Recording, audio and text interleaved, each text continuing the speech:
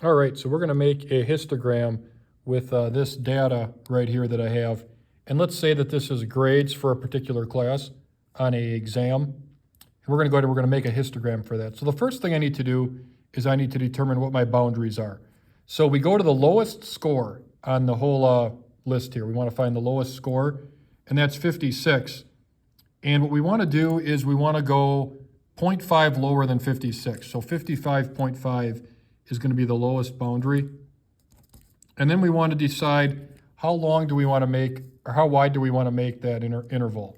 So let's say, and you can choose what you want to do here, but let's say we want to go up by 8. So we're going to go 55.5 plus 8, which is going to be 63.5. Then the next one is going to be 63.5, and we're going to have to add 8 to 63.5, so that would be 63 plus 8 is 71.5, so that would be 71.5. Then we're going to go 71.5, we're going to add 8 to that, and that's going to be 79.5. Then we're going to go 79.5, and we're going to add 8 to that. That's going to be 87.5. Then we're going to go 87.5 plus 8 is 95.5.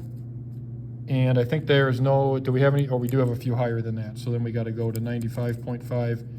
And even though theoretically you can't get over 100, we do need to make sure that there's equal space between each boundary. So we will add 8 to 95.5, and we'll go 105.5, 103.5.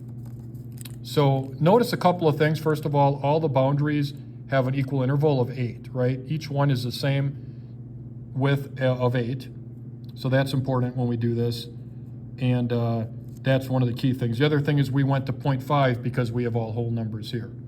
So then what we're going to do is we're going to just count up the number of values that we have between each interval. So between 55.8 or 55.5 to 63.5, we have 1, 2, 3, right? So we have 3 numbers there. Between 63.5 to 71.5, we have only one. Between 71.5 to 79.5, we have 1, 2, 3, 4. Then between 79.5 to 87.5, we have 1, 2, 3, 4, 5. And between 87.5 to 95.5, we have 1, 2, 3, 4, 5, 6. Because that last one's a 94 there, so we have 6. Then between 95.5 to 103.5, we've only got 1. So now we're going to go from this, we're going to make the histogram. And when we make the histogram, the y-axis here is going to be my frequency, and the x-axis is going to be the score. So if we go back to this, we start at 55.5. So what I'm actually going to do here is I'm going to break this using a little lightning bolt to indicate that we're going to start right here at 55.5. And then the next one is 63.5. So I'm just going to cut here, 63.5. And then we have 71.5. Then we have 79.5. And then we have 87.5. And 95.5. And lastly, 103.5. So you put all the boundaries here on the x-axis, and these indicate scores. So we can just say exam scores if we want on the bottom to label what that is. And then we're just going to make a bar graph with this data. So the bars are going to be touching. So we have 55.5 to 63.5, frequency of 3.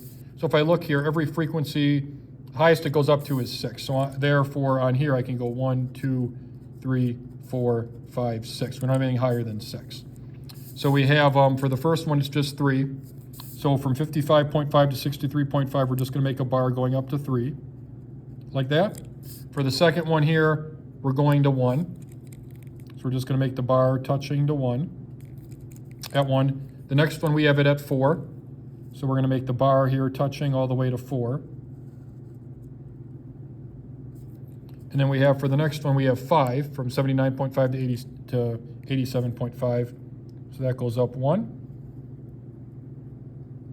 And for the next one, we have 6. So that goes up 1 again. And for the last one, it's just 1. So we'll just put it at 1. And this is my histogram.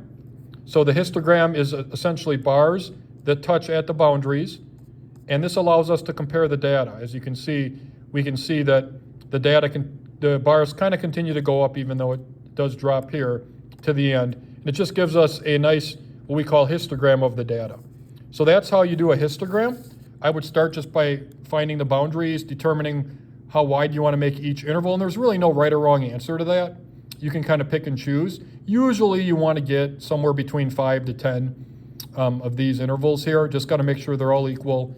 And then you do the frequency, and then you go to the bar graphs after. So that's how you do a histogram.